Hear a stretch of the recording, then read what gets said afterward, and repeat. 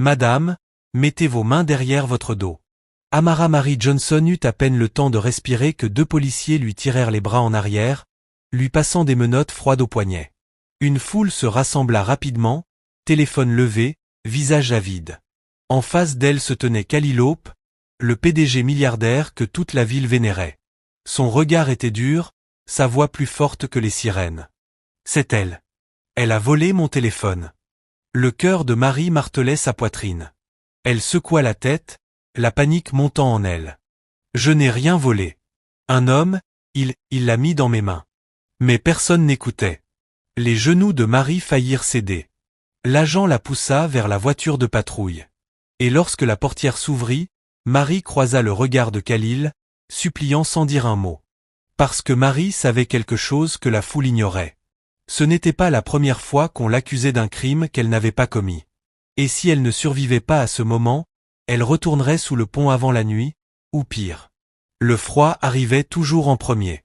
Avant le lever du soleil, avant que les voitures remplissent les routes, avant que la ville ne fasse semblant de ne pas voir les gens comme elle, le froid se glissait sous le pont et enveloppait Amara Mary Johnson, 23 ans, sans abri et fatiguée d'une manière que le sommeil ne pouvait jamais réparer. Au-dessus d'elle, le pont grondait d'une vie qui ne lui appartenait pas. Moteurs, rires, musique provenant des voitures de passage. En bas, le monde de Marie se résumait à du carton, une fine couverture et la peur constante que ce jour soit pire que la veille. Marie n'était pas née pour cette vie. Elle ne l'avait pas choisie. Mais la vie avait une façon de choisir à sa place.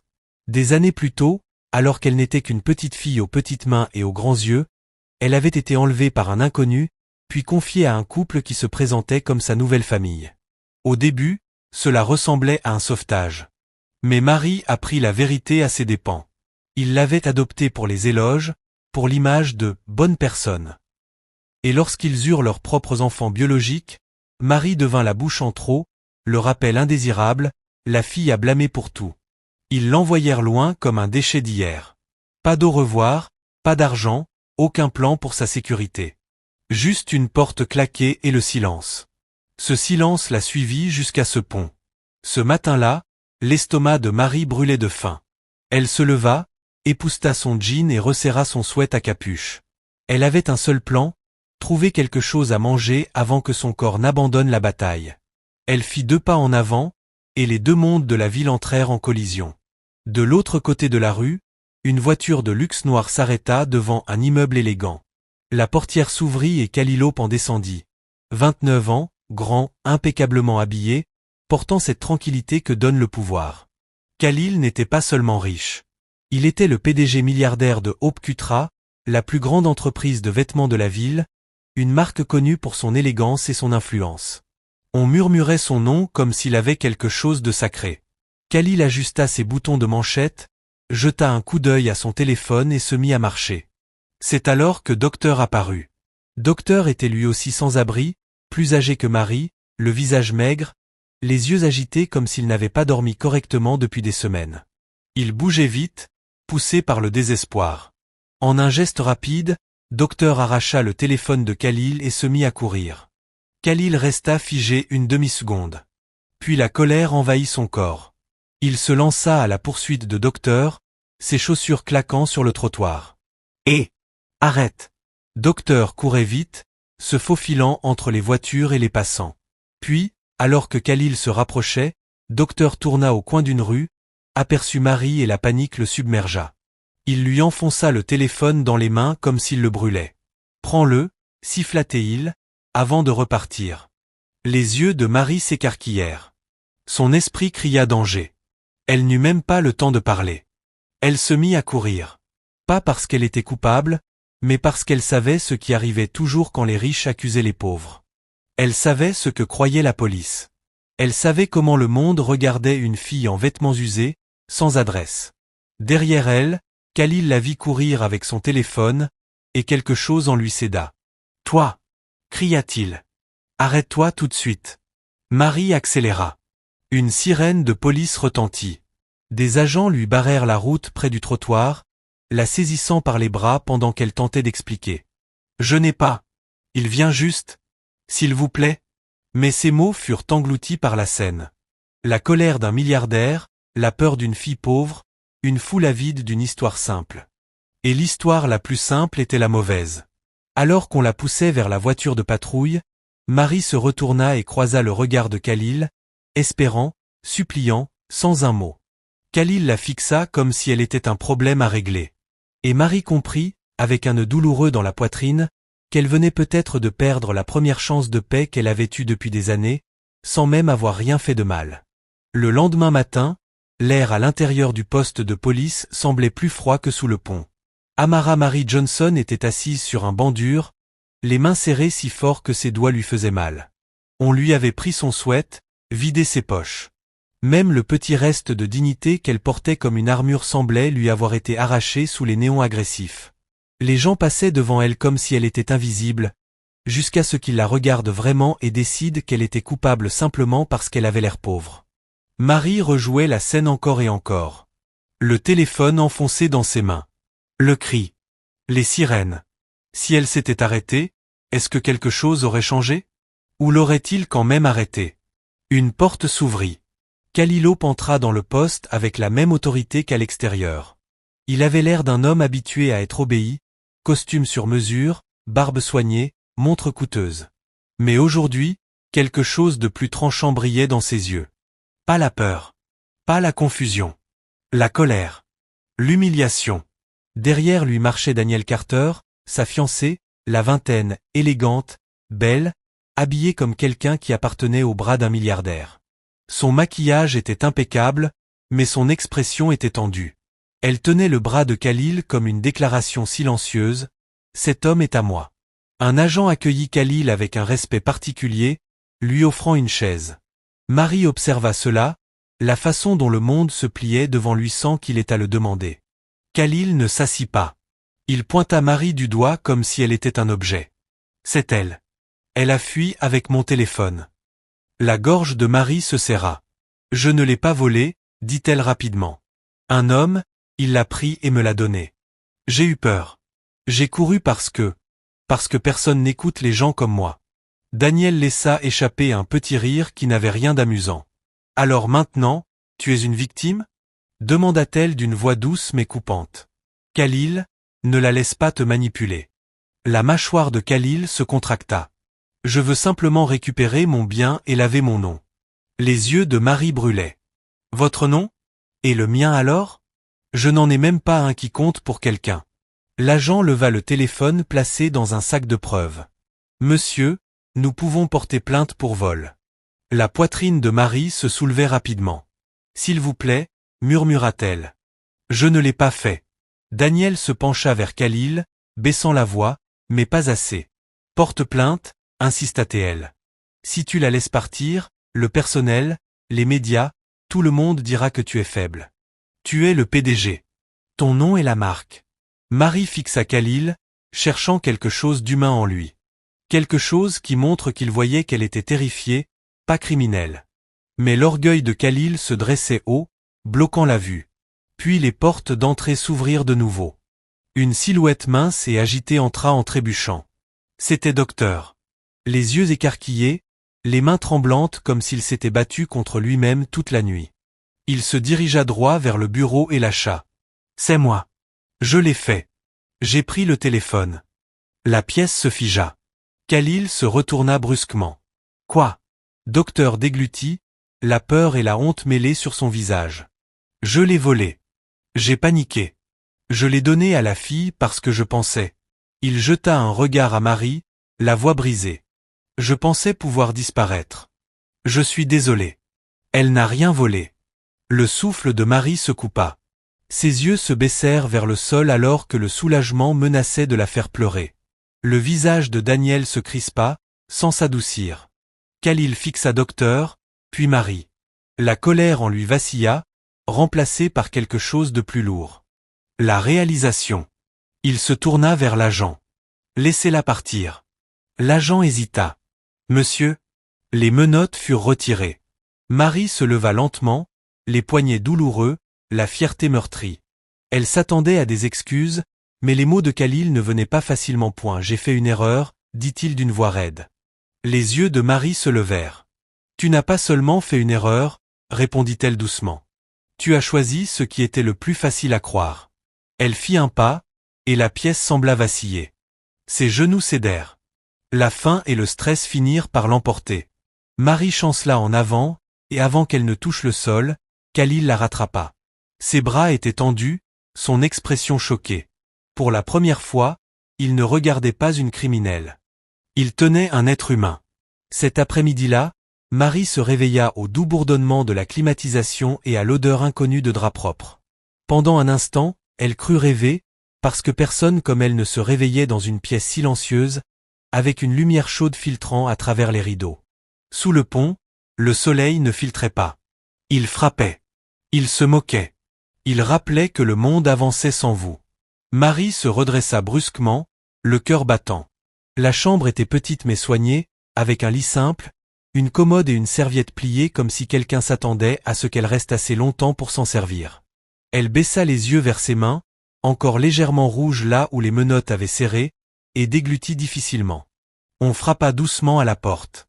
Elle s'ouvrit lentement, et une femme entra, la bienveillance lisible dans les yeux. C'était Evelyn Hope, la femme qui gérait la maison Hope aux côtés de son mari. Elle avait un peu plus de 50 ans, élégante sans effort, avec une douceur rare dans un monde qui n'avait jamais été doux avec Marie. Sa voix était chaleureuse, presque maternelle. « Bien, » dit Evelyn. « Tu es réveillée. » Les épaules de Marie se raidirent. « Où suis-je ? » « Tu es en sécurité, » répondit Evelyn. « Tu t'es évanouie au poste. Mon fils t'a amené ici pour qu'on ne te renvoie pas dehors dans cet état. » Marie tressaillit au mot « sécurité », comme s'il ne lui appartenait pas. « Je ne veux pas d'ennui, » dit-elle rapidement. « Si c'est une question d'argent, je n'en ai pas. » Evelyn leva la main. « Personne ne te demande de l'argent. » Marie la fixa, ne sachant pas quoi faire de cette réponse. Evelyn jeta un regard au poignet de Marie, puis releva les yeux. « Ce qui t'est arrivé aujourd'hui n'aurait pas dû arriver, » dit-elle d'une voix plus ferme. « Et je ne ferai pas semblant que c'est acceptable. » Les yeux de Marie piquèrent soudain. « Mon mari et moi avons discuté. Nous ne connaissons pas encore toute ton histoire, mais nous savons que tu as déjà traversé assez d'épreuves. Alors nous te proposons quelque chose de temporaire. Un travail dans notre cuisine, une chambre, de la nourriture, du temps pour respirer. » La gorge de Marie se serra. « Pourquoi ?» L'expression d'Evelyn changea, comme si elle n'avait pas d'explication toute faite. « Parce que parfois, la miséricorde est la seule chose qui maintient une personne en vie. » Quelques minutes plus tard, Marie suivait Evelyn dans un couloir silencieux. La maison était grande, trop grande. Ce n'était pas seulement riche.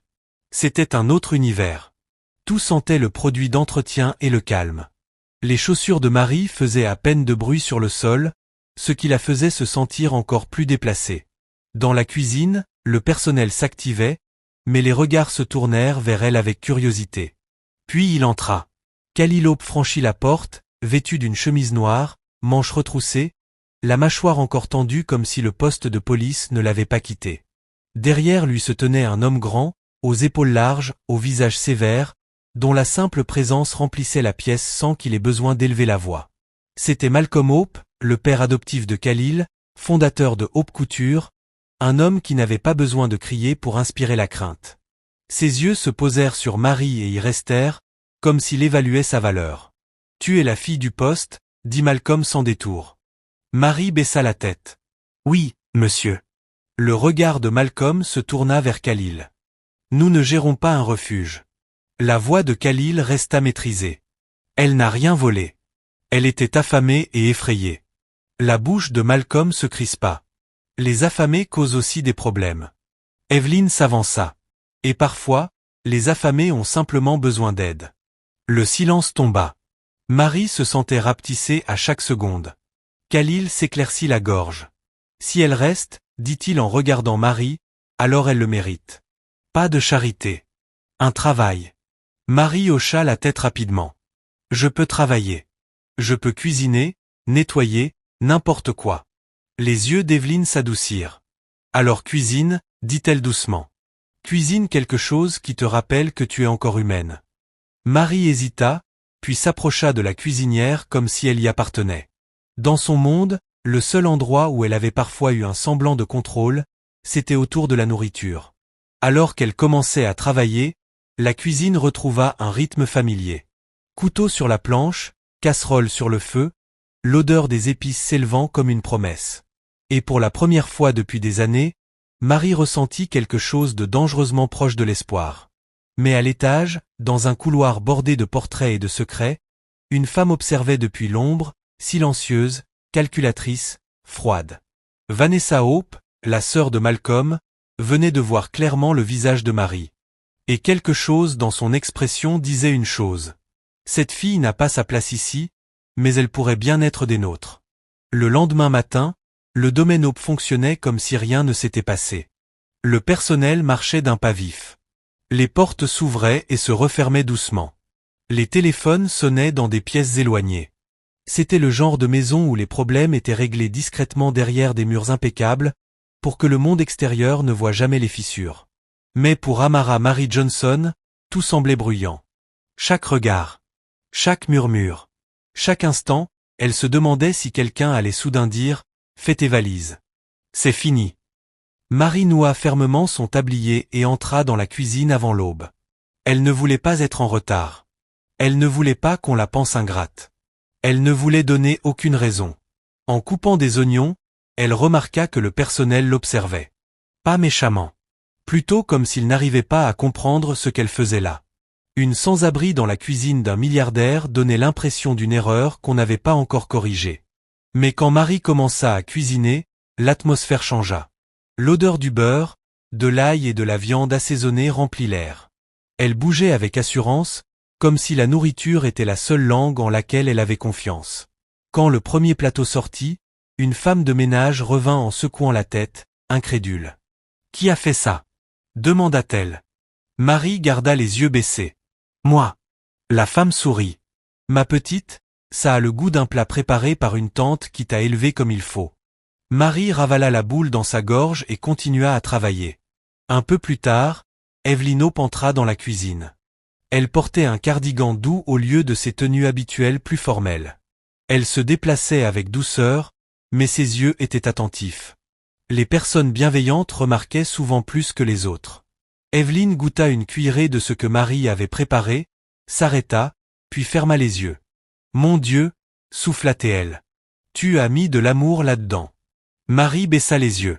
« Ce n'est que de la nourriture. » Evelyn secoua la tête. « Non, ce n'est pas que ça. » Avant que Marie ne puisse répondre, des talons claquèrent sur le sol. Assuré, mesuré, coûteux. Danielle Carter entra. Danielle était la fiancée de Khalil, celle que tout le monde s'attendait à voir devenir la prochaine Madame Hope. Elle avait l'air parfaite, même au petit déjeuner. Coiffure impeccable, maquillage net, posture droite, comme si on l'avait formée à vivre aux côtés de la richesse. Son regard balaya la cuisine et se posa sur Marie comme sur une tâche qu'on aurait oublié d'effacer. « Alors c'est elle » dit Danielle d'une voix calme mais tranchante. Marie se raidit. « Bonjour, madame. » Danielle ne répondit pas. Elle regarda plutôt Evelyn. « Khalil ne m'a pas dit que vous aviez fait entrer une inconnue dans votre maison. » Le sourire d'Evelyn ne bougea pas. « Ce n'est pas une inconnue. C'est une jeune femme qui avait besoin d'aide. » Les yeux de Danielle revinrent sur Marie. « Aider, c'est une chose. La laisser vivre ici en est une autre. » Marie sentit la chaleur lui monter au cou. Elle voulait disparaître dans le carrelage. Une voix grave coupa la tension. « Elle est ici parce que j'ai fait une erreur. » Khalil entra dans la cuisine. Marie se tourna vers lui. Khalil Hope semblait moins impeccable aujourd'hui. Pas de veste, les manches encore retroussées, les cheveux légèrement en désordre comme s'il n'avait pas dormi. Il ne ressemblait plus au milliardaire intouchable de la veille. Il ressemblait à un homme en lutte avec lui-même. Danielle s'approcha immédiatement de lui. « Khalil, les gens vont parler. Ton image, notre image. » « Je sais, » répondit-il. « Mais je sais aussi qu'elle ne méritait pas ce qui lui est arrivé. » La mâchoire de Danielle se contracta. « Et alors ? Tu vas adopter toute la ville maintenant ?» L'expression d'Evelyn se durcit. « Danielle. » Danielle força un sourire. « Je dis juste ce que tout le monde pense », lança Danielle. Avant que quiconque ne puisse répondre, un rire résonna dans le couloir. Un homme entra, marchant comme si la maison lui appartenait. C'était Trevor Banks, le meilleur ami de Khalil. Beau, bruyant, sûr de lui, avec ce charme des hommes qui ne prennent jamais les conséquences au sérieux. Le sourire de Trevor s'élargit quand il vit Marie. Eh bien, dit-il. Khalil, tu caches des bénédictions dans ta cuisine. Marie se figea. Les yeux de Daniel se plissèrent. Trevor fit un pas de plus, affichant un sourire charmant à Marie. Comment tu t'appelles? Marie garda la voix basse. Amara, mais on m'appelle Marie. Trevor rit. Marie, ça te va bien. La voix de Khalil sortit plus froide que ce à quoi Marie s'attendait. Trevor. Trevor leva les mains innocemment. Détends-toi, mec. Je suis juste amical. Mais Marie vit quelque chose passer sur le visage de Khalil. Pas de la colère, quelque chose de plus serré. De la jalousie. Et depuis l'embrasure de la porte, invisible pour la plupart, Vanessa Hope observait toute la scène. La possessivité de Daniel, le flirt de Trevor, la réaction de Khalil. Ses lèvres se pressèrent en une fine ligne. Parce que Vanessa ne regardait pas juste un moment dans la cuisine, elle voyait le début d'une menace. Plus tard dans la nuit, bien après que les lumières de la cuisine se soient éteintes et que le domaine Hope se soit installé dans son silence coûteux, Amara Mary Johnson restait éveillée, fixant le plafond de sa petite chambre. Le lit était doux, mais son corps ne savait pas comment faire confiance à la douceur. Chaque fois qu'elle fermait les yeux, elle revoyait le poste de police. Des mains attrapant ses bras, des gens la regardant comme une criminelle, et le visage de Khalil Hope quand il choisissait l'histoire la plus facile plutôt que la vérité. Même maintenant, en sécurité derrière des portes verrouillées, sa poitrine restait serrée, comme si le danger pouvait encore s'infiltrer par les fissures. On frappa doucement à la porte. Marie se redressa rapidement. Oui? La porte s'ouvrit lentement et Evelyn Hope entra, tenant une couverture pliée. Evelyn, la mère adoptive de Khalil et celle qui gérait la maison avec une force tranquille, avait l'air fatiguée, mais ses yeux étaient chaleureux. Je me suis dit que tu aurais peut-être froid, dit Evelyn doucement en déposant la couverture au pied du lit. Marie avala. Merci, madame. Evelyn hésita, puis s'assit sur le bord d'une chaise, comme si elle ne savait pas à quel point elle pouvait se rapprocher. As-tu dormi un peu? Marie secoua légèrement la tête. J'essaie. Evelyn observa le visage de Marie, pas avec jugement, mais comme si elle cherchait quelque chose qu'elle ne pouvait nommer. Tu es jeune, murmura Evelyn. Trop jeune pour porter autant de douleur. Marie baissa les yeux sur ses mains. La douleur ne regarde pas l'âge. Evelyn laissa échapper un souffle presque comme une prière. Depuis combien de temps es-tu dehors? La mâchoire de Marie se contracta. Elle n'aimait pas parler de son passé, chaque détail la faisant se sentir plus petite. Mais quelque chose dans le ton d'Evelyn semblait sûr. Comme si elle ne recueillait pas des informations, mais de la compréhension. Longtemps, admit Marie. Depuis que je suis adolescente. Les yeux d'Evelyn brillèrent. Et tu n'as eu personne? Marie haussa les épaules de façon forcée. Les gens vont et viennent. Les ponts? Non. Et la bouche d'Evelyn trembla. Pendant un instant, Marie crut que la femme allait pleurer, mais Evelyn se reprit. Eh bien, chuchota-t-elle, tu n'es pas sous ce pont ce soir. Quand Evelyn se leva pour partir, elle s'arrêta à la porte. Marie, tu n'as pas à avoir peur dans cette maison. Marie hocha la tête, même si la peur vivait dans ses os. Dès qu'Evelyn partit, Marie pressa son front contre sa paume et murmura une prière qu'elle croyait à peine encore efficace. Dieu, s'il te plaît, que cette maison ne soit pas une autre porte qui se ferme sur moi. Le lendemain matin, le petit déjeuner ressemblait à entrer dans une pièce remplie de couteaux invisibles. Marie entra tôt dans la cuisine, prête à travailler, mais elle sentait l'énergie avant même de parler. Le personnel était plus silencieux, les regards détournés. Des murmures flottaient comme de la fumée. Et près du comptoir, parfaitement habillé même à l'aube, se tenait Danielle Carter, la fiancée de Khalil. Polie et belle, mais ses yeux, froids et concentrés, firent tourner l'estomac de Marie. Daniel regarda Marie se déplacer dans la cuisine et parla enfin, sa voix douce comme de la soie sur du verre. Tu sembles à l'aise ici. Marie continua de s'activer. Je fais juste mon travail. Daniel sourit, sans chaleur. Mon travail, c'est de protéger mon futur et celui de Khalil. Les doigts de Marie s'arrêtèrent un instant. Je n'essaie pas de te prendre quoi que ce soit. Daniel se pencha légèrement. Les gens comme toi n'ont pas besoin d'essayer. Ta simple présence crée le chaos. Et la honte familière monta en Marie. Elle ouvrit la bouche pour répondre, mais des talons claquèrent derrière Daniel, lents et délibérés. Vanessa Hope entra dans la cuisine comme si elle en était la propriétaire. Vanessa, la sœur de Malcolm Hope, portait l'élégance comme certains portent une armure. Elle ne regarda pas Marie tout de suite, mais Daniel. Daniel, Ma chérie, dit Vanessa doucement. Tu ne te rends pas service en faisant semblant que c'est normal. Les yeux de Daniel se tournèrent vers Vanessa, avide et désespéré de validation. Exactement. Vanessa se tourna enfin vers Marie, le regard vif et évaluateur. Une étrangère vit sous notre toit, dit-elle calmement. Les tabloïds adoreraient cette histoire. Le cœur de Marie battait la chamade. Je n'ai pas demandé à être ici. Non, répondit Vanessa d'une voix douce. Mais tu es là. L'expression de Daniel se durcit. Que veux-tu que je fasse?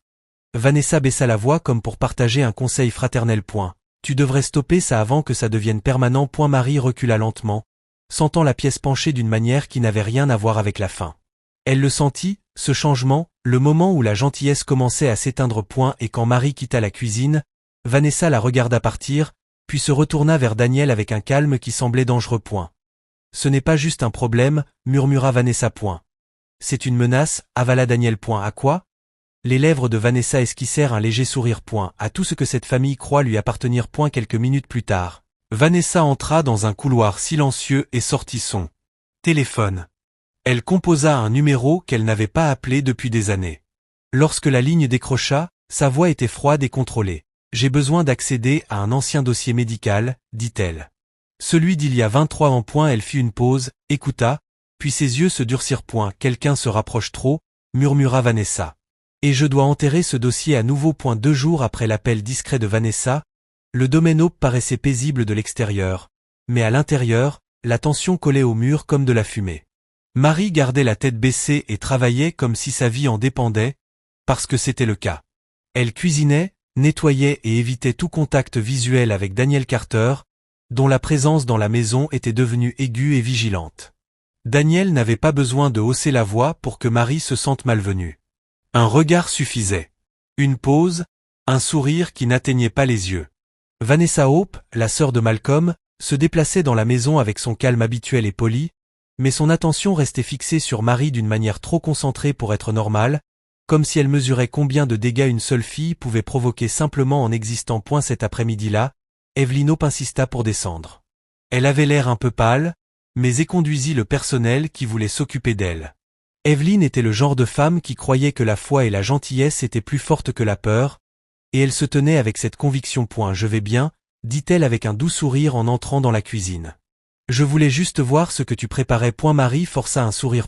Poulet et riz, madame, et du pain de maïs. Le visage d'Evelyn s'illumina. Pain de maïs, répéta-t-elle, comme si ce mot touchait quelque chose de tendre en elle. C'était le préféré de ma mère. Elle se pencha pour sentir le parfum du plat, et pour un instant, la cuisine redevint chaleureuse, comme si la gentillesse revenait réclamer sa place. Puis le sourire d'Evelyn vacilla. Marie le remarqua immédiatement, car les personnes ayant vécu dans le danger apprennent à lire les corps comme des alarmes. Et la main d'Evelyn se porta sur le comptoir. Ses doigts serrant trop fort, son souffle se bloqua. Madame, murmura Marie en s'approchant. Evelyn cligna lentement des yeux, comme si la pièce s'éloignait d'elle. Je crois que, ses genoux cédèrent. Madame Hope, cria quelqu'un. Marie se précipita en avant, attrapant le bras d'Evelyn alors que le personnel accourait. La casserole sur le feu siffla, oubliez. Les chaises raclèrent. Les pas résonnèrent dans la cuisine comme le tonnerre. En quelques secondes, Khalil Hope fit irruption par la porte. Grand, prêt pour le travail, son calme fissuré dès qu'il vit sa mère. Maman, cria-t-il, tombant à genoux à côté d'elle. Les yeux d'Evelyn battirent des paupières. Châle, souffla-t-elle, à peine audible. Marie recula, tremblante. Elle ne voulait pas gêner. Elle ne voulait pas que quelqu'un pense qu'elle avait causé cela aussi. Mais il était trop tard pour la paix. Malcolm Hope arriva à son tour, le visage sévère pâlissant. Malgré toute sa dureté, Evelyn était le centre de sa vie, le seul endroit tendre qu'il se permettait. Il s'agenouilla à côté d'elle, la voix basse et urgente. Evelyn, reste avec moi. Daniel apparut juste derrière eux, les yeux écarquillés, la main sur la bouche. Vanessa suivit, calme en apparence, mais avec un éclat d'incompréhensible dans le regard en voyant la gravité de la situation. Une ambulance arriva rapidement. Le trajet vers l'hôpital se brouilla en un tourbillon de sirènes et de peur. Marie ne savait pas si elle avait le droit de venir, mais la voix de Khalil perça la confusion. « Amenez-la », dit-il fermement au personnel. Elle était là. Elle a aidé. Daniel tourna vivement la tête vers lui. « Cal, elle a aidé », répéta-t-il. Et il n'y avait pas de place pour la discussion.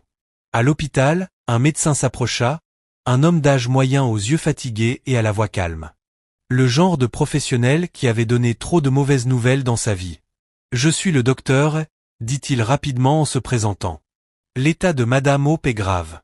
Nous effectuons des examens maintenant, mais j'ai besoin immédiatement des antécédents médicaux de la famille, et selon ce que nous trouverons, il pourrait être nécessaire de faire des tests de compatibilité. » Malcolm se raidit à ces mots, « test de compatibilité ». Son esprit revint des années en arrière. Un autre hôpital, un autre médecin, un autre jour où on leur avait annoncé qu'ils avaient perdu un bébé. « Nous avons déjà fourni l'historique », dit Malcolm sèchement. Docteur et hocha la tête. « Alors nous en aurons de nouveaux besoins. Parfois, les dossiers ne sont pas complets. » Les doigts de Vanessa se crispèrent autour de la bandoulière de son sac. Marie se tenait quelques pas plus loin, petite et silencieuse, regardant leur monde trembler. Daniel jeta un regard à Marie avec irritation, comme si la présence de Marie pendant une crise familiale la dérangeait. « C'est exactement ce que je veux dire », murmura Daniel. « Trop proche. Trop impliqué. » Khalil entendit mais ne répondit pas. Parce que pour la première fois, son attention n'était pas sur les apparences. Elle était sur la vie de sa mère. Malcolm regarda les papiers que l'infirmière lui tendait. Il lut le nom de l'ancien hôpital inscrit sous les antécédents d'Evelyn, et quelque chose changea dans son expression. Il fixa la date, la signature du médecin. Puis il leva lentement les yeux, la voix rauque de suspicion qu'il ne pouvait encore expliquer. « Ce n'est pas correct », murmura Malcolm. « Il manque certaines informations. » Cette même nuit, les lumières de l'hôpital étaient restées trop vives, comme si elles tentaient de garder tout le monde éveillé assez longtemps pour ressentir chaque once de peur. Malcolm Hope se tenait au poste des infirmières, un dossier à la main, la mâchoire serrée en feuilletant des pages qui ne collaient pas. Il n'était pas un homme qui croyait aux détails manquants. Dans son monde, chaque chiffre avait une explication et chaque signature un nom. « Ce dossier est incomplet », dit Malcolm en tapotant le papier. « Où est le dossier complet de la grossesse d'il y a 23 ans ?» Une infirmière hésita. « Monsieur, certains anciens dossiers ont été transférés et d'autres archivés. Cela peut prendre du temps. » Les yeux de Malcolm se plissèrent. « Le temps, c'est ce que ma femme n'a pas. » À quelques pas, Vanessa Hope se tenait parfaitement composée dans un manteau sur mesure, mais ses doigts serraient toujours la bandoulière de son sac. Le calme sur son visage ne correspondait pas à la tension dans ses yeux. Elle observait Malcolm comme une personne surveillant une porte qu'elle espérait ne jamais voir s'ouvrir. De l'autre côté de la salle d'attente, Amara Mary Johnson était assise tranquillement, les mains posées sur ses genoux. Elle se sentait hors de place dans un lieu comme celui-ci, entre milliardaires et machines hospitalières. Mais elle ne pouvait pas partir non plus. Elle avait vu Evelyn tomber. Elle avait senti la main d'Evelyn devenir faible. Et même si Marie essayait de rester invisible, son cœur refusait de la laisser disparaître. Khalil Hope marchait près du mur, veste enlevée, manches retroussées, ressemblant à un homme étiré par la responsabilité. Il jetait sans cesse des regards vers les portes des soins intensifs, puis vers Marie, comme s'il ne savait pas quoi faire du poids de culpabilité qui le suivait partout. Enfin, un médecin s'approcha. Docteur est, le même médecin au visage calme qu'on avait vu plus tôt. Madame Hope est stable pour le moment, dit-il. Elle se réveille, mais nous devons être prêts. Si la fonction hépatique continue de décliner, une transplantation pourrait être nécessaire. Les mots tombèrent comme un poids. Les épaules de Malcolm se raidissent. Le souffle de Daniel se bloqua et les yeux de Vanessa étincelèrent un instant avant qu'elle ne les calme à nouveau. Daniel se tourna brusquement vers Khalil, voix basse mais tendue. Pourquoi est-elle encore là? Elle hocha la tête vers Marie comme si Marie était le problème dans la pièce. C'est un espace privé pour la famille. La tête de Khalil se tourna vers elle. Elle était là quand c'est arrivé. Les lèvres de Daniel se pincèrent. Et maintenant elle est là alors que ta mère se bat pour sa vie. Tu ne vois pas comment ça ressemble? Le visage de Marie s'empourpra, la honte lui remontant dans la gorge. Elle se leva. Je peux partir, murmura-t-elle. Je ne veux pas. Avant qu'elle ne termine, les portes des soins intensifs s'ouvrirent. La voix d'Evelyn sortit faible mais suffisamment claire pour changer la pièce. Où est Marie? Tout le monde se figea. Les yeux de Marie s'écarquillèrent. Moi? Elle respirait comme si elle n'arrivait pas à croire qu'Evelyn pouvait prononcer son nom. Khalil se retourna, stupéfait. Le visage de Malcolm changea, confusion et émotion mêlées dans ses yeux. Daniel resta figé, comme frappé. Khalil guida Marie doucement vers sa mère. Elle est là, maman, dit-il. Les yeux fatigués d'Evelyne trouvèrent Marie et s'adoucirent immédiatement. Tu vas bien? Murmura Evelyne, comme si elle devait le confirmer. Vous m'avez aidé? Demanda Marie en avalant difficilement. Oui, madame. Je suis là. Les doigts d'Evelyne tremblèrent en s'approchant, effleurant à peine la main de Marie. Tu ne devrais pas être dehors, murmura Evelyne. Pas encore. Quand j'irai mieux, nous t'inscrirons à l'école. Nous le ferons correctement. La poitrine de Marie se serra si fort que ça lui faisait mal. L'espoir pouvait être dangereux. L'espoir pouvait briser quelqu'un. Mais Evelyne le prononçait comme une promesse. Derrière elle, un rire familier flotta dans l'air. Trevor Banks entra dans la salle d'attente avec 2 cafés à la main, essayant d'alléger l'atmosphère comme il le faisait toujours. Et, Khalil, dit-il en forçant un sourire. On dirait que tu as lutté contre le sommeil et les démons. Ses yeux glissèrent sur Marie et son sourire redevint trop parfait. Je ne m'attendais pas à te voir ici, dit Marie. L'expression de Khalil se tendit. Pas maintenant, Trevor. Trevor leva les mains. D'accord, d'accord. Je dis juste. Tu as l'air très protecteur ces derniers temps. Les yeux de Daniel brûlaient et Vanessa le vit. Le lien se formait, la proximité grandissait, le danger augmentait. Plus tard, quand le couloir se calma, Vanessa s'approcha de Daniel comme une amie. Tu l'entends? Murmura Vanessa. Evelyne veut que cette fille aille à l'école et fasse partie du futur de cette famille. Daniel avala. Alors, que suis-je censé faire? La voix de Vanessa resta douce, presque tendre. Arrête ça, dit-elle, avant que ça ne devienne permanent. Le lendemain matin, le domaine Hope semblait différent, comme si les murs avaient des oreilles et que l'air portait des secrets. Evelyne était toujours à l'hôpital, et sans sa chaleur dans la maison, tout semblait plus froid. Le personnel se déplaçait silencieusement, prudent de ne pas provoquer la colère de Malcolm Hope. Malcolm ne parla presque pas au petit déjeuner. Il toucha à peine son café. Son esprit restait fixé sur les dossiers médicaux manquants et la vérité effrayante. La vie de sa femme pourrait dépendre de réponses que personne ne pouvait trouver. Amara Marie Johnson retourna tôt dans la cuisine, essayant de se concentrer sur ce qu'elle pouvait contrôler. La nourriture, la routine, le silence. Mais elle sentait des yeux sur elle-même quand personne ne parlait. Elle repensait à la main d'Evelyne dans la sienne, à la promesse de l'école, et à quel point il était dangereux d'y croire.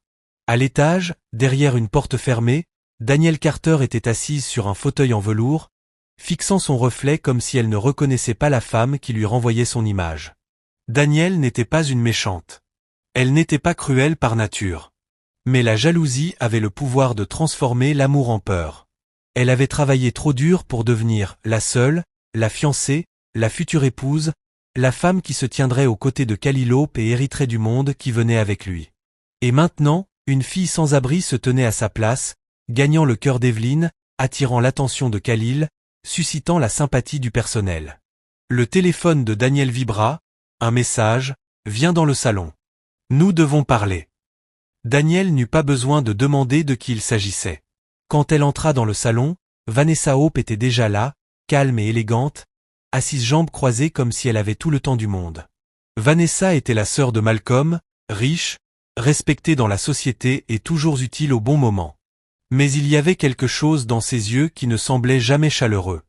Vanessa sourit. « Assieds-toi, ma chérie. » Daniel s'assit lentement. « Tu voulais me voir ?»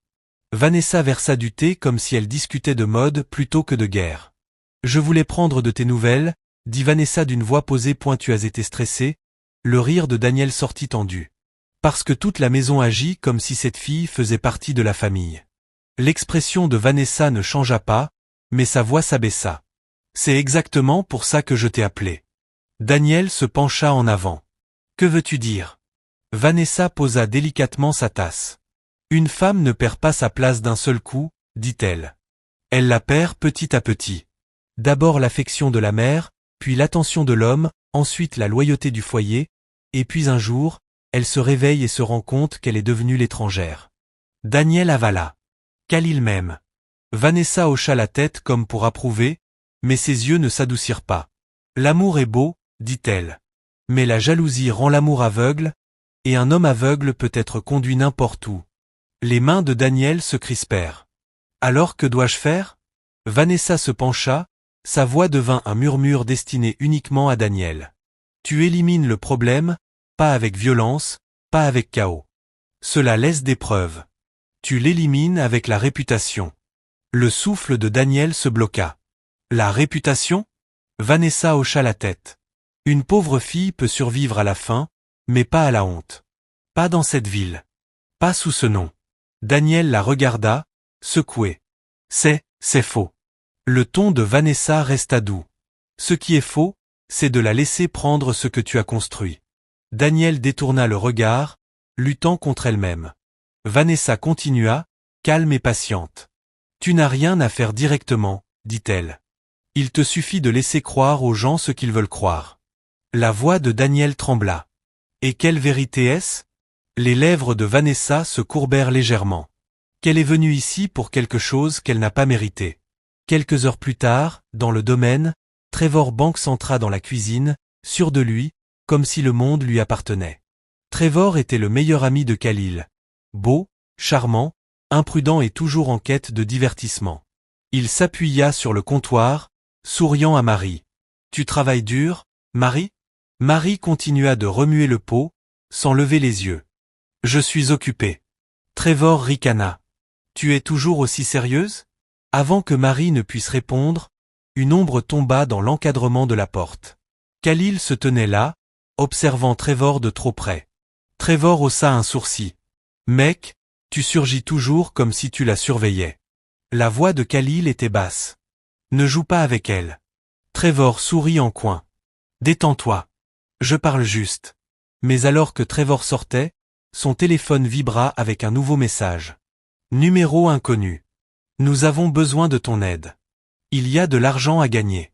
Le sourire de Trevor s'effaça une seconde, car même un homme comme lui savait ce que cela signifiait quand les riches proposaient de l'argent en silence.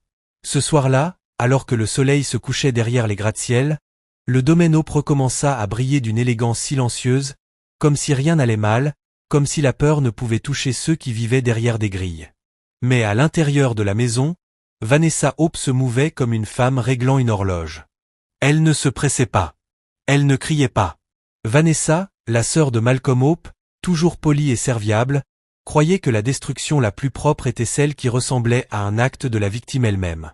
Et ce soir, elle avait l'intention de faire passer Amara Mary Johnson pour une erreur que la famille Hope regretterait d'avoir jamais approchée. Dans la cuisine, Marie termina de dresser le dîner et s'essuya les mains sur son tablier. Son corps était fatigué, mais son esprit se sentait étrangement plus léger que depuis des jours. Evelyn avait promis l'école. Khalil avait été plus calme, moins dur, plus attentionné.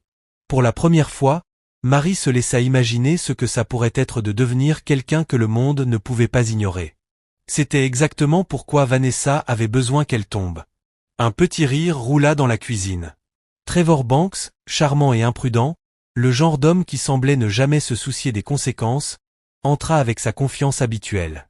Il s'appuya sur le comptoir comme si la cuisine était sa scène. « Marie, dit Trevor en souriant. Tu m'en veux encore d'avoir été sympa? » Marie ne leva pas les yeux. « Je ne suis pas fâché.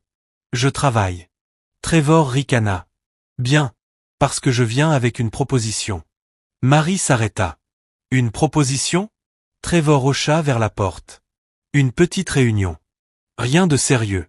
Juste de la musique, de la nourriture, des gens riant pour une fois. Tu as traversé beaucoup de choses. Tu pourrais prendre une pause. » Marie hésita. Les rues lui avaient appris que les pauses s'accompagnaient souvent de pièges. Mais ce n'était pas la rue. C'était un manoir. Les riches n'avaient pas besoin de poser de pièges. Non. Elle leva les yeux et vit Khalil Hope au bord du couloir, la regardant. Son expression était indéchiffrable. Calme de milliardaire dehors, quelque chose d'inquiet dessous. Trevor suivit le regard de Marie et sourit. « Tu vois, même ton patron veut que tu aies une vie. » La voix de Khalil fut plate. « Trevor. » Trevor leva une main. « Quoi? Je t'aide. » La poitrine de Marie se serra.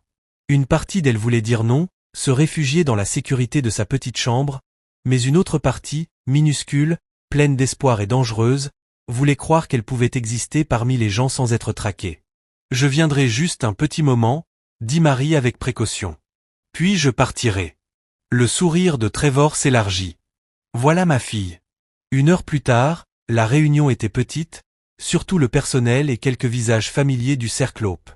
Ce n'était pas bruyant. Ce n'était pas déchaîné. Ça semblait inoffensif.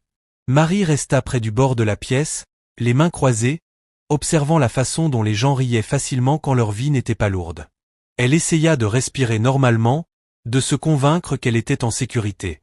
Trevor lui tendit une boisson dans un gobelet transparent. « Tiens, » dit-il. « Juste quelque chose de léger. » Marie la fixa. « Je n'ai rien demandé. »« Allez, » dit Trevor d'une voix douce. « Ce n'est qu'un verre. Détends-toi. » De l'autre côté de la pièce, Daniel Carter apparut à l'entrée, parfaitement habillé comme toujours, les yeux scrutants comme si elle cherchait des preuves. Daniel, fiancé de Khalil, belle et fière, ne semblait pas là pour profiter de quoi que ce soit. Elle était venue protéger son territoire. L'estomac de Marie se contracta. Elle ne voulait pas que Daniel se méprenne. Marie leva le gobelet et prit une petite gorgée. En quelques minutes, quelque chose sembla faux. La pièce ne tourna pas comme dans un dessin animé. Tout devint flou, subtilement, comme si les contours s'adoucissaient et que son corps devenait plus lourd qu'il ne devrait. Marie cligna des yeux, essayant de se concentrer. Trevor s'approcha doucement, la guidant. « Ça va ?» demanda-t-il, d'une voix trop détendue. Marie avala. « Je ne me sens pas bien. » Les yeux de Trevor se détournèrent un instant. Culpabilité, peut-être. Puis il sourit de nouveau. « Tu es juste nerveuse. Assieds-toi. » Marie essaya de reculer, mais ses jambes ne répondirent pas comme elle le voulait. Ses pensées ralentirent. La peur monta, aiguë dans sa poitrine, et quelque part derrière elle, le plan de Vanessa se mit en place. Une porte s'ouvrit au moment parfait. Daniel entra complètement et se figea. Ses yeux se verrouillèrent sur Marie, instable et désorientée, avec Trevor trop proche et la scène arrangée pour paraître honteuse. La voix de Daniel trancha l'air. « Tu te moques de moi ou quoi ?» La pièce devint silencieuse. Marie essaya de parler, mais sa langue était lourde. « Je n'ai pas. » Le visage de Daniel se tordit de douleur et de colère. « Alors c'est ce que tu fais ? Tu viens dans la maison de mon fiancé et… Marie ?» Une voix tonna. Khalil entra dans la pièce, ses yeux se posant d'abord sur Marie. Une fraction de seconde, son visage montra l'alarme. Puis Daniel se tourna vers lui, les larmes déjà aux yeux. « Cal, regarde. » Les genoux de Marie fléchirent à nouveau. Sa vision se brouilla. Et alors qu'elle commençait à tomber, elle réalisa que la partie la plus terrifiante n'était pas le vertige. C'était le fait que tout le monde choisissait déjà ce qu'il voulait croire avant même qu'elle puisse expliquer. Cette même nuit, l'élégance silencieuse du domaine Hope se transforma en salle d'audience sans juge. La tête de Marie tournait tandis qu'elle essayait de se stabiliser, les paumes appuyées sur le bord d'une table. La pièce était trop lumineuse, trop bruyante. Même si tout le monde était silencieux, les visages se brouillaient sur les bords. Elle pouvait encore entendre la voix de Daniel Carter trancher l'air comme une lame, et elle sentait le poids des regards sur elle, des regards déjà décidés. Khalil Hope s'avança, grand étendu, son regard passant de Marie à Daniel. Une seconde, son visage s'adoucit d'inquiétude en voyant la posture instable de Marie.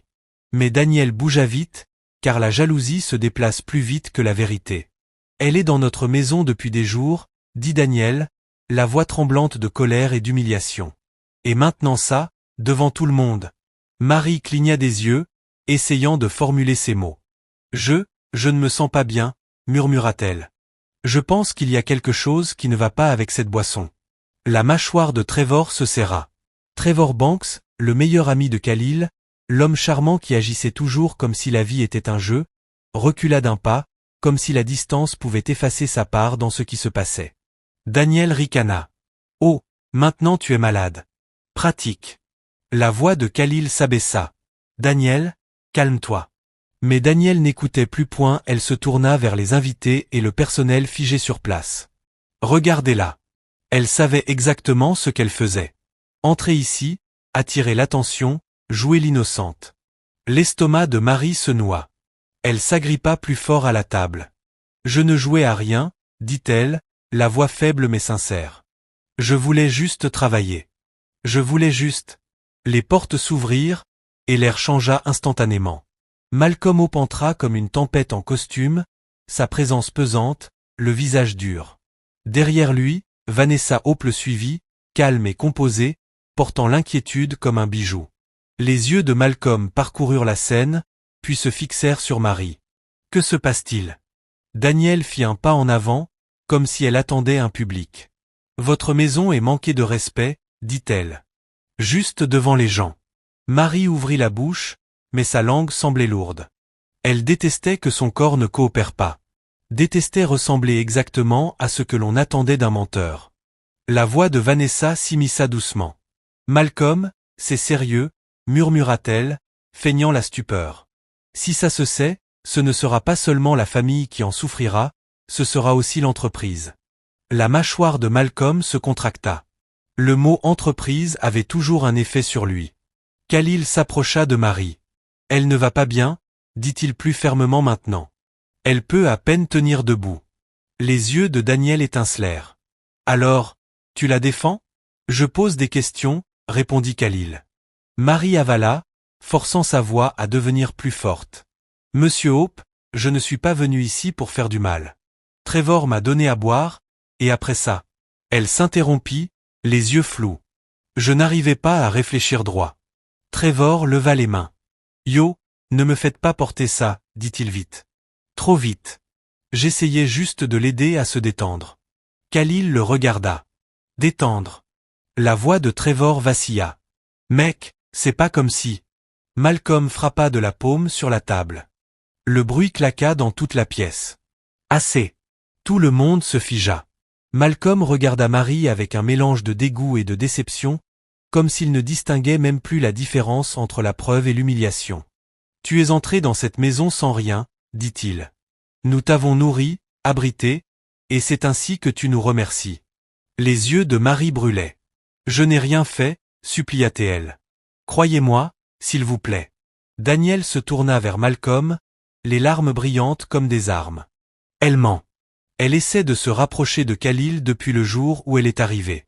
Marie secoua la tête, sa voix se brisant sous le désespoir. Ce n'est pas vrai. Vanessa s'approcha de Malcolm, calme et venimeuse. Le monde ne se souciera pas de ce qui est vrai, murmura-t-elle. Il se souciera de ce qu'il voit.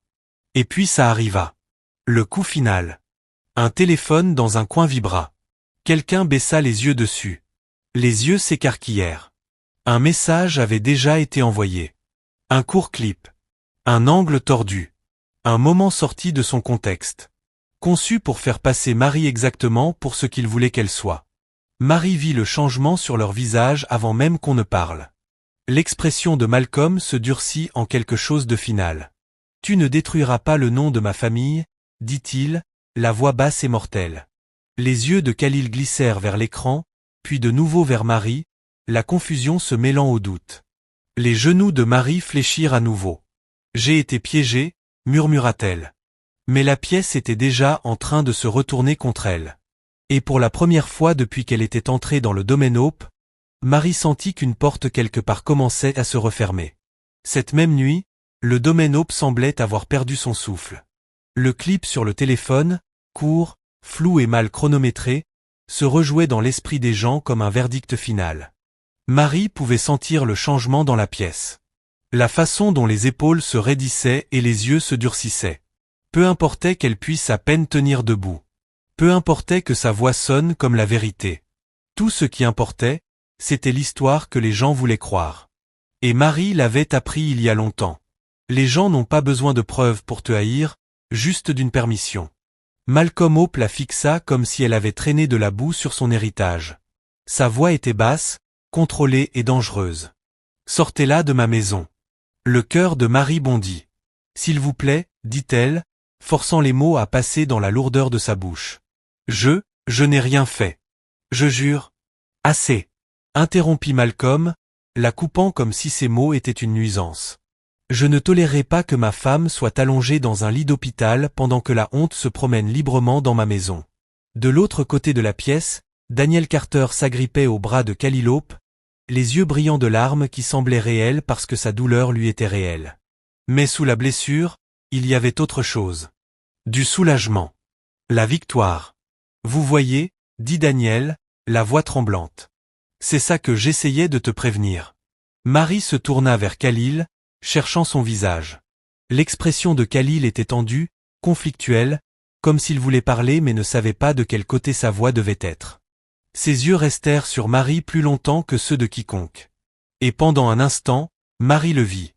Le doute combattant la fierté. Marie a l'air malade, dit Khalil doucement. La tête de Daniel se tourna vers lui. Alors maintenant, tu la défends encore?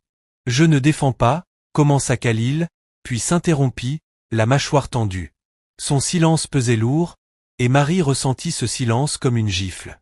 Vanessa Hope s'approcha de Malcolm, son ton calme et raisonnable. Malcolm, tu fais ce qu'il faut, murmura-t-elle. Cette famille ne peut pas survivre à un scandale. Pas maintenant. Pas avec Evelyn à l'hôpital. Le monde vous déchirerait. Marie voulait crier qu'elle n'était pas le scandale. C'était elle qui était écrasée par lui. Mais son corps la trahit encore. Ses jambes étaient faibles, son esprit embrouillé, sa gorge serrée. Deux membres du personnel s'approchèrent hésitants, évitant les yeux de Marie comme si les regarder trop longtemps pouvait les contaminer. Mademoiselle Marie, dit l'un d'eux doucement. Nous devons récupérer vos affaires. Mes affaires? Répéta Marie comme si elle n'avait pas bien entendu. Ils agirent vite, trop vite. Un sac apparut. Ses quelques vêtements furent pliés avec une froide efficacité. La couverture qu'Evelyn lui avait apportée fut posée dessus comme un cruel rappel que la gentillesse avait une date de péremption. Marie vacilla, s'agrippant au bord de la table. Madame Hope. Evelyn, murmura-t-elle. Elle me connaît. Elle sait que je ne ferai pas ça. La voix de Malcolm tonna de nouveau. Ne prononce pas son nom. Marie sursauta. Daniel fit un pas en avant, les yeux perçants. On t'a donné une chance, dit-elle d'une voix basse. Et tu l'as gâché. Les yeux de Marie brûlaient. Je n'ai rien gâché, dit-elle, la voix brisée. J'ai essayé de vivre. Le personnel la guida vers le couloir. Marie trébucha une fois, se rattrapant au mur. Personne ne bougea pour l'aider, même pas Trevor, qui se tenait près du coin, la tête légèrement tournée, la culpabilité cachée derrière son silence. On la fit passer par l'entrée principale comme si on l'escortait hors d'une vie à laquelle elle n'avait jamais vraiment eu accès. Dehors, l'air nocturne la frappa comme une punition. Les grilles se dressaient hautes, l'allée s'étirait longue, et le monde au-delà du domaine attendait, froid, impitoyable, familier. Marie serra son sac contre sa poitrine, tremblante. « S'il vous plaît, murmura-t-elle une dernière fois, se tournant vers Khalil. Demande-toi juste si je suis le genre de personne capable de faire ça. » Khalil fit un pas en avant, les yeux sombres d'une émotion qu'il ne pouvait nommer. Mais la voix de Malcolm y mit fin. « Fermez la grille. » Le métal se referma avec un poids final.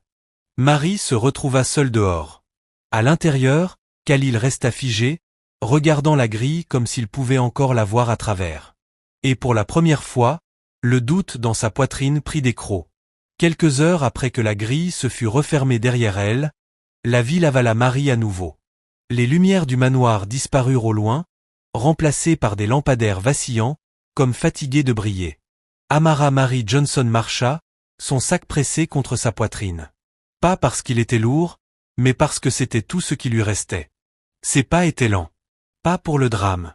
Son corps luttait encore contre la faiblesse étrange d'avant, et son esprit se sentait meurtri par la façon dont les gens l'avaient regardée comme si elle était souillée.